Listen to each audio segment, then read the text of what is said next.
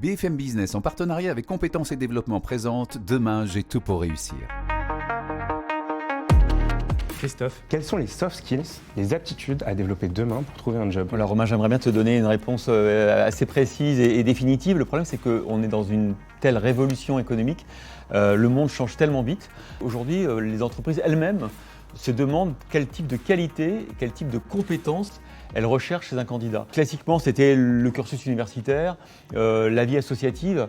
Alors ça reste ça, mais pas plus du tout uniquement ça. En fait, c'est ta capacité à te projeter dans un monde qui dans 10 ans n'aura rien à voir avec le monde d'aujourd'hui. Aujourd'hui, par exemple, si on s'arrête sur mon CV c'est des expériences professionnelles, un cursus dans une bonne école, mais aussi mon social media finalement. Exactement.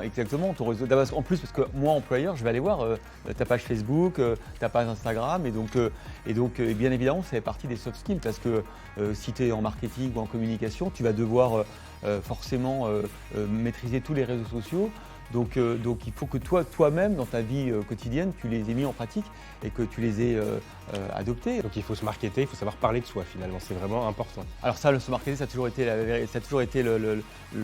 l'alpha et l'oméga dans un CV, dans un entretien d'embauche et dans la manière dont on se vend à une entreprise, mais encore plus demain, parce qu'au fond, l'entreprise, elle est un peu au milieu du gué, elle ne sait pas de quelles compétences elle aura besoin demain, donc il faut qu'il y ait un peu un effet waouh dans qui tu es. C'est-à-dire qu'en fait, des gens bien formés, on va retrouver, encore que c'est compliqué aujourd'hui, parce qu'il y a beaucoup de compétences qui manquent, mais des gens un peu waouh qui vont être les gens de demain, c'est ça qu'on va chercher. On va chercher des gens qui seront capables, surtout peut-être dans leur CV, qui auront été très éclectiques, qui auront fait des études un peu différentes, qui auront cumulé des masters qui n'ont rien à voir avec les années précédentes.